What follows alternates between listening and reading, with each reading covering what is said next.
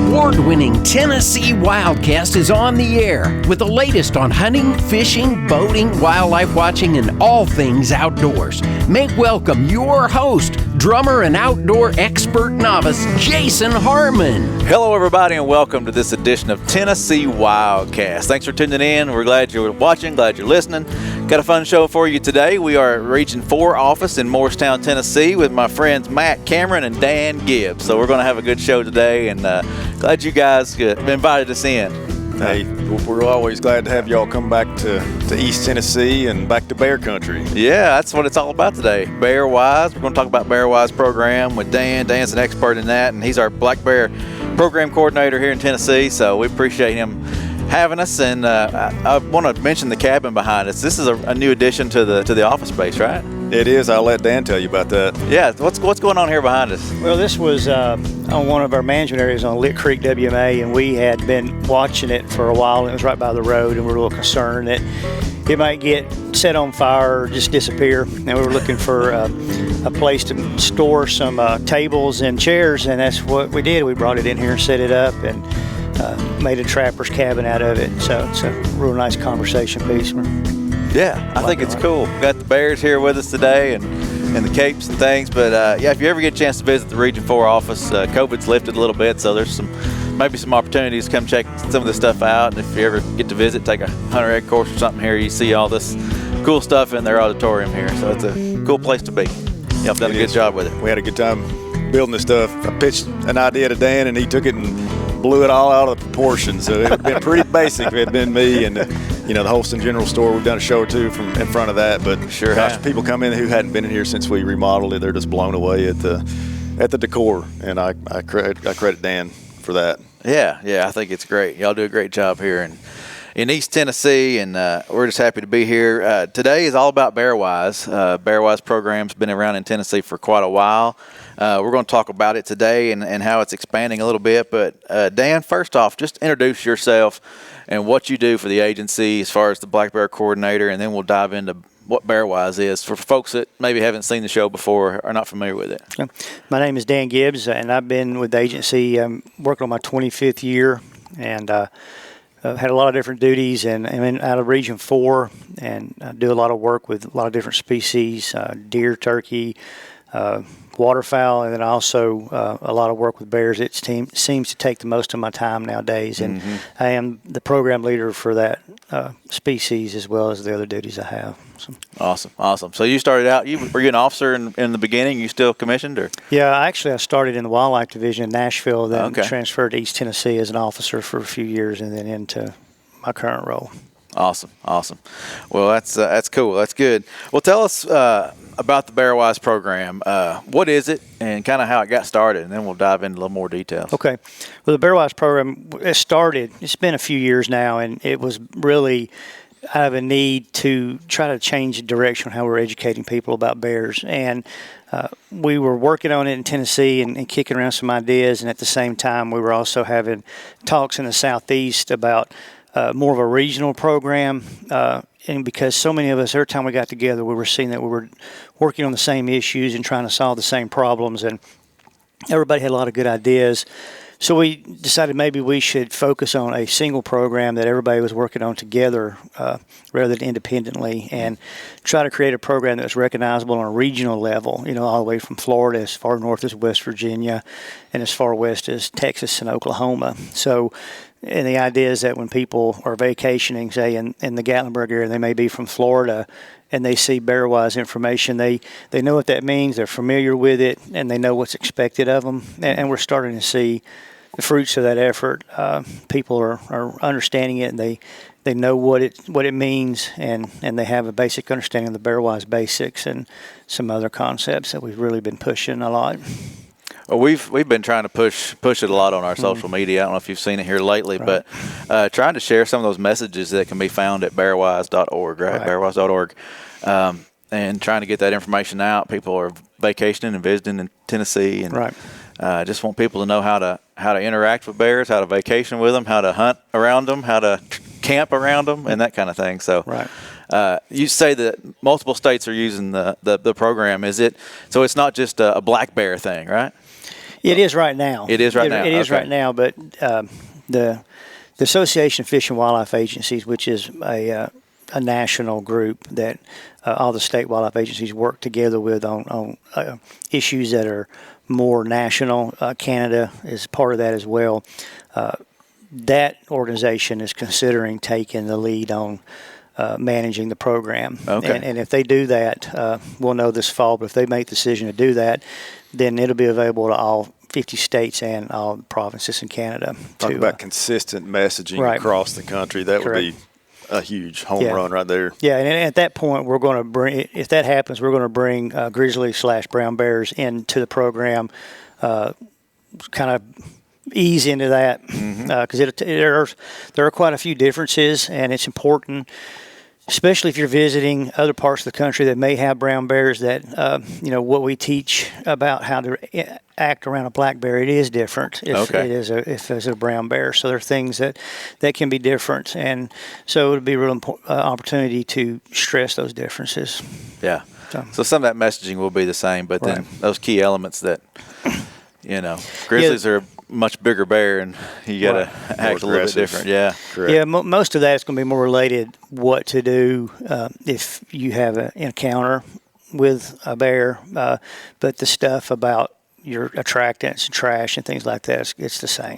What would you do if you encountered a bear here in Tennessee? Just real quick, what's the best thing? You got one looking at you like this one behind me that's, looks like it's about to attack. It's got its claws up, mouth open. Well, the good news is that if 100 people saw a bear today, only one might see that. They're going to be more likely to see something like this. Right. This bear's standing up, but he's just trying to get, if a bear stands up, more than likely he's just trying to get a better look at what he's seeing. Hopefully he hasn't seen many people before, especially if you're in the back country. So the bear's just trying to get a better look at what they're seeing. But, if you see a bear, we tell people, if you're far enough away, you're a good distance, and that bear hasn't noticed you, you can take a moment and take a look at the bear. For a lot of people, it might be the first time they've ever seen one. Enjoy the moment, take a picture, and then move out of the area. But if that bear is between you and where you're going, like if you're hiking a trail, then you need to start making some noise, start hollering, raise your hands up, make yourself look bigger, clap your hands.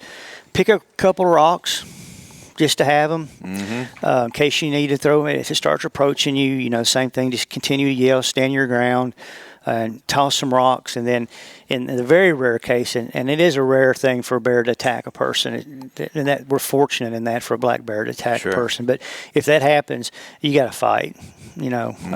Grizzlies is a little bit different. You would play dead, but a black bear, you need to fight. And if you're the group of people, you got to stay together. I mean, that's safety's in numbers, and that's really the best thing. Is a lot of people like to hike and camp alone, and I understand that. We try to get away from people and things that cause stress. But if you can, hike in groups, definitely camp close to other people. So if there's a situation, you can have aid or be of aid to someone. Yeah. That's a good tip, because I've heard rumors of people thinking, well, I hunker down, and stay real still. But you're saying make yourself known, be big. Yeah. Have some rocks in your pocket if you need it to run one off or something. But and all that information's on BearWise, and and I tell people, don't be afraid to hit them with a rock. I've hit them with some there's video of me hitting them with a pretty big rock in Gatlinburg last year, and they're tough. They can handle it, and they need to know that, hey, that's not appropriate what they're doing, and if they're not feeling any pain, they're not going to be deterred. Right, so. Yeah, or if they're not scared or feeling that, they're thinking, well, I can just hang out right here in the streets of Gatlinburg with everybody. Get too comfortable around people, and that's one of the biggest problems. But let me run this by you. I hear this all the time from people, and this is not the right thing to do in my opinion, but I'll run into a person, they say, I've got a .357 Magnum in the backpack in case I see bears. That's probably not the best tool to have with you. It's not. Hiking. Tell people what they need to carry when hiking. Right. Camping. If you told me, you can only take your gun or you can take your bear spray, I'm going to leave my gun behind and take the bear spray. And, it's because of a stressful situation, and you're trying to fire a weapon, and it's kind of at a moving target. And for those of us that are commissioned, we know even when you're practicing and training, you don't always hit the target every time, and that's when it's stationary. We're talking about something moving. Where on the bear spray, it's not like you would see like that police officers carry, or you would have for safety where it's mace, where it's a stream that comes straight out. Of bear spray is a fog, so it's going to come out like this. So if the bear moves this way or that way, it's going to come out and take up a big area and get into it. And so most of the research that you find will say that people that encounter a bear, if they have a firearm, there's still pretty good likelihood they could be injured, even seriously, where bear spray, it's a very low likelihood of being injured. But the key to the bear spray is you can't have it in your pack. You got to have it on your belt or on your backpack strap, and you need to know how to use it. You need to practice taking it out and getting it turned the right way. There's a safety thing on it that needs to stay on it till you're ready to use it. So you got to read up on it and be familiar with it. You can't wait till you're in that situation and try to figure it out. Right. Well, yeah, I can see the adrenaline, seeing that bear. Or if you're having an issue, even if you don't have an issue, the adrenaline's pumping. I mean, I sit in the deer stand, see a doe walk by, and I'm like getting excited, Right. But trying to control a gun in that situation could be difficult. And I didn't know that it shot in a fog, so that's cool to know. That's good to know that I can see that being a lot better. Right. Very effective on grizzlies as well. Yes. From the research I've read. And I know we're not trying to promote any particular brand or anything on the show, but is there a couple that you can throw out there and say these are good ones that personally? Well, I mean, I couldn't say one's better than the other. And a lot of times when you buy it, usually most places that carry it are only going to have one. They'll carry one brand. I mean, Counter Assault is the one that I'm most familiar with. I've seen the most, but there are several others out there. Just do an internet search for it. And I know one of the local hiking places in the Tri-Cities, they carry bear spray, but it's not Counter Assault. I forget what brand it is, and I have a couple cans of that as well. So it's whatever's out there is available. And the one thing people don't like about it, say it's a large can, and they don't like the bulkiness of it, and they ask all the time, can I get a smaller can? That's what they sell it in, and I don't know if it's a function of you need a larger can to get the right amount of force when Gotcha. I don't know. It may be some engineering stuff there, or to make sure there's enough in there that you have enough product for multiple deployments if you need it. But I've never seen a small can. They've all been cans about this tall. You're gonna have to use heavy. it. I want a full magazine, And I'm hearing you can't fly with that stuff because it's liquid and they won't let you. So if you go like to the Rockies and you're going to hike, you need to pick some up while you're out there. Right. In a lot of places, when I went to Alaska, I found a place I actually rented bear spray. Hey, that's smart. Really? Yeah. They had it. They had it. Nice. When you could rent anything you needed there, and so when I got to the hotel, it was waiting at the counter, and so I had it with me for a week, and then when I left, I just dropped it back off. And interesting. So it is a little bit cheaper than buying it, but I mean, what was I going to do with it when I left? I couldn't take it home, so either throw it away or find somebody else to give it to. So it keeps it from a lot of waste and helps that business out as well. So cool. Absolutely Awesome. Well, let's keep on the track of BearWise. The website, bearwise.org, a lot of information out there. Right.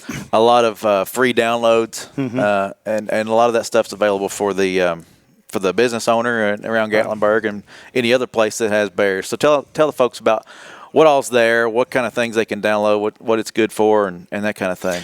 Right. There's a lot of different things on there, and you can download it, or you can even purchase bulk quantities from the site if you want to and help support the site. But right, and then it's printed and sent to you, right? Right. Yeah. A lot of brochures, BearWise Basics around home if you're vacationing in bear country. So if you have a cabin rental place, you can put those in there to help educate your customers, your renters. Hotels can use it. There's some resources for kids on there. We have a coloring activity page that restaurants can use, and a lot of times they'll give out coloring pages for the kids when they're sitting waiting for their food. You can have some of those made up. You can put your restaurant's name on there, even put the menu if you choose to do that. So a lot of resources, even stickers to hand out.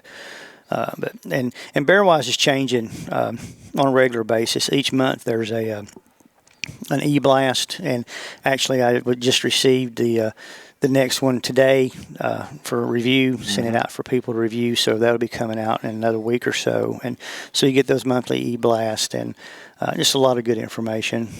those e-blasts are great. That's what I use a lot of times for social media and getting stuff out there for the folks in Tennessee or whoever's following us out there. But that's great tools. And I get a lot of that stuff from the downloads too. It's great information. How to live with bears and visit with bears. So we talk about Gatlinburg, we talk about East Tennessee. Are there bears in other parts of Tennessee right now? Are we seeing bears? Yeah. We just got done doing a 3-year project on kind of getting some density estimates of our bears, and we went as far west as the Region 3 border and even a couple of counties in the Region 2 in that survey. Okay. And, we found, some areas have a lot more than others, obviously, but the bears are definitely continuing to expand their range. A lot of people don't realize that Tennessee historically, the entire state was bear range. And, those bottomland hardwoods of West Tennessee are great habitat. And, states like North Carolina and Louisiana have a lot of bears in their coastal regions. So to see a bear in West Tennessee is not common, but it's not unusual either. I've had reports today from West Tennessee of one apparently that's in Stewart County. I'm not sure if they've confirmed that or not, wow. but they have confirmed bears in the last 2 weeks in Hickman County and in Rutherford County. So to see bears in the Middle Tennessee area is becoming more common. We've got I saw a bear on our website where people can log those bear sightings, and we ask about size to try to determine if they're seeing any cubs, because that's important to know if we're having reproduction in those areas. And we're starting to get some cub reports in areas just north of Cookeville and up in the Smith County area up that way, Jackson. So Jackson County, not Jackson, Tennessee. So so we're seeing more and more bears in that part of the country. So it's important for people that live in that part of the state. You don't necessarily have to be BearWise full time per se, but when you hear reports in the news or your local media or even neighbors, hey, I saw a bear, like the people in Rutherford County right now around where that bear was, need to go take a look at the BearWise site and see some things that they can do. Yeah. Because, it's okay for that bear to walk through your yard.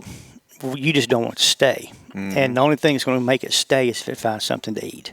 Dog food, something like that. If it finds dog food, if it finds a bird feeder, even your grill, or you grilled out over the 4th of July weekend and there might still be grease in the container underneath or whatnot, or haven't cleaned it yet, they'll knock it over and try to scrape some food out of that. So it's important to look for those food sources. Your trash, obviously, is a big issue, but secure that stuff, make it go away, put it in a locked building for a few days.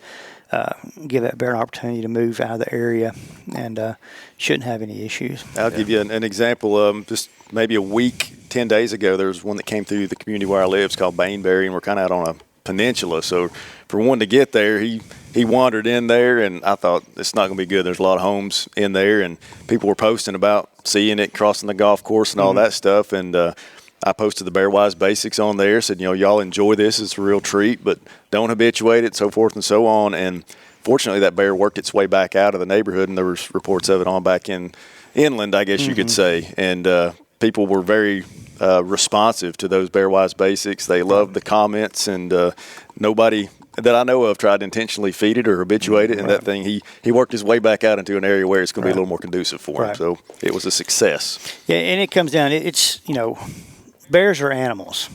They don't think logically. They do understand consequences. A lot of times if they get, hit in the head with a rock, hey, maybe I shouldn't be here and go back. Right. But you can't put out a table full of food per se, which would be trash can or bird feed, and then a bear see that, take advantage of it, expect them not to come back for more. I mean, they're trying to fill their bellies and meet their needs of putting on fat, and so as humans, we have to take the responsibility that if we don't want to have issues with bears, then it's up to us to take away what would be attracting them to that area. And most of the time, that works. There's always situations like if a farmer's got a sweet corn field of 100 acres and a bear's getting in it, I mean, he can't just move his sweet corn, and we have to go out there and try to help him out. It's not real reasonable to expect him to not plant his crop. Right. But when it's a trash can or a bird feeder, it is reasonable to expect someone, hey, take that bird feeder down for a week or two and give that bear a chance to move on. So, yeah. Well, are we getting? You said earlier that you've been getting calls and people say that they think some bears have mange. And you want to touch on that? Yeah, it's been in the media in other parts of the country for the last couple of years. Pennsylvania had a lot of it. They're seeing it in Virginia quite a bit, and it's mange. Same as dogs would get? Yeah, similar. But unfortunately, or even foxes, we get reports of foxes occasionally, and there's just not a whole lot you can do about it. But, but they're also confusing mange with just poor quality coats, Okay. I had a picture sent to me the other day, and it was the back left hind corner of the bear. The hair was real spotty and everything, but the rest of it looked pretty good. That's probably just going to be a different kind of mite issue. It could even be related to what they're eating. A lot of this stuff that we were just talking about, the garbage and the candy that people put out for attracting animals and stuff like that is not good for any wildlife, much less bears physically, so it could impact their coat and things like that. So, but one with the mange is going to be, it's just going to look poor all over. You're going to have the hair loss is going to be all over the body, and they'll even look skinny and to the point where they won't even eat anymore. So it's pretty. It's not a good way to go for sure. Yeah. And I'm not aware of us confirming any in Tennessee at this point, but it's a matter of time. We'll see it at some point. Yeah. Is it true that bears can get diabetes from eating too much junk? Yeah. I know Wisconsin a few years ago documented diabetes in yearling bears as a result of chocolate that was put on the landscape to attract bears and feed them. And unfortunately, we have a lot of that goes on here as well, or any state that has bears has that go on. So these food sources, they're not good for the bears health-wise either. And in the long term, it's not helping them a bit. So it's bad for their behavior and it's bad for their overall health. Yep. So don't feed the bears. I mean, it's a simple message. Right. Intentionally or unintentionally. Yeah. So. Explain to people what intentionally means. Intentionally or unintentionally? Okay, well, intentionally would be if there's a bear there and you're handing it food. Intentionally, for the most part, you got to have the person and the bear together at the same time. Now, you also, if they're putting out like corn or chocolate or something to try to keep bears in an area, that would also be considered intentional because they know there's a purpose there to attract bears. Unintentional. If I go back, it's going to be there for me again. Yeah. Unintentional would be a situation where somebody's feeding birds and the bear comes and gets the bird feed, or they just hit their trash can, or they're feeding their dogs and it's eating the dog food. They're not intentionally feeding bears or trying to attract bears, but the bears are coming to that food source. But that's the point where you had to take some personal responsibility and realize, hey, I need to make this go away for a little while. I mean, that's another nice thing about BearWise. There's a new flyer on birds. A lot of people love feeding birds. They want to watch birds. Understand that, and you hate to ask people just to quit, but there's a lot of things you can do other than put seed out. You can put bird baths, you can put dusting areas, you can even plant some different types of flowers that might even attract other species that you may not normally see at a feeder. And there's a real nice pamphlet on the site that we've just finished up detailing a lot of that kind of stuff. Cool. We'll have to share that one. Right. Awesome. So we're talking about bears today, but when do you see them? This is the time of year, right? We're in July right now. Yeah, is this when you're going to see them? Hopefully sightings are going to start dropping off a little bit. The berries are starting to come in. I've seen some blackberries ripen. Cherries have been in a little bit. So the number of calls should be going down a little bit, and things should quieten down a little between now and September or so, but then it's going to fire right back up. Berries are going to be gone. The hard mass may not quite be in just yet, and then they're going to start trying to. That internal clock is saying, "Hey, it's going to be getting cold soon, and you put on some fat reserves and get ready for hibernation." So, the spring and the fall are both very busy times of year for us. So, as it gets closer to winter, that's when they're going to start hiding, getting back in their dens. Yeah, and even now it seems like. It used to be December 15th, you could kind of say, hey, most of the bears are done for the year, but now the males especially, they're still out all through December, and it just seems like we want to get about 2 months of really quiet time anymore. And even then, bears aren't true hibernators. So if you get a couple really warm days in January or February, they'll get up, move around, stretch their legs, and then go back in. Yeah. Well, what's some before we run out of time? What's some key points that you want people to take home today? That we've covered them probably, but like resources and that kind of thing. Well, yeah, I mean, the key points would be bears are moving to new parts, and a lot of people are moving into Tennessee. So we're going to continue to see this deal where people and bears are coming together in the landscape, and especially in places where it's not happened in the past. So people need to understand that for the most part, bears are not dangerous, but they can be. So you need to be aware of that, and because they can be dangerous, you don't want them to be attracted to your property. So you want to look for attractants and try to manage your property to where you're not attracting bears. And even, raccoons and other things will come and get a lot of the same things. They'll get dog food and bird seed and stuff like that. So you're more likely to probably get bit by a raccoon than you are a bear. But they're just not as big, so people don't worry about those as much. So, but so that's the takeaways, is basically understand that, anywhere in Tennessee you could see a bear. I mean, Rutherford County, yeah, not too far from my house. Last week people in Rutherford County wouldn't have agreed with that, but now they will. Even Knoxville, here in our part of we get bear sightings in Knoxville on a regular basis. So just pretty much every year, every spring, get calls about them over there. It kind of be common, especially in the eastern part. Right. Yeah. Well, I appreciate you guys having us. This has been great information. BearWise.org, right? Check that out. And we've got a lot of great information on our website, tnwildlife.org. So check that out. If you see a bear, there's some information on there how to report if you need to. What are you looking for, real quick? Looking for bears to report them in areas that we don't normally see them. So it would be basically west of Knoxville. Gotcha. Okay. Yeah. And especially those cubs, right? Yes. Start seeing cubs, we want to know about it. Right. What about the 5 cubs the other day that reporter had mentioned getting photographs of? That was unusual. Yeah, I've seen that twice in my career, so it's not a very common thing. Wow. We don't get those calls very often in Middle Tennessee, so it's fun to hear what you guys hear about here in the eastern part of the state. She's got her hands full feeding 5 of those things. 2's common, 3's common, 4's not unheard of, but 5, my goodness. I can't imagine. She'll probably be real skinny pretty soon. It's going to be a tight fit in that den this fall. Find a big home.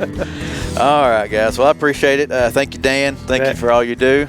Matt, thank you for being with us today and helping share the information, spread the word. Enjoyed it. Thanks for coming over. Yeah, enjoyed it. Well, this is Tennessee WildCast. We'll be bringing you another show next week, but thanks for tuning in, and we'll see you next time. Thanks for tuning in. Stay connected with TWRA by visiting our website at tnwildlife.org and follow us on Facebook, Twitter, and Instagram. Hey, it's all about Tennessee wildlife. It's what we do. Tennessee WildCast will be on the air again next week. We'll see you then.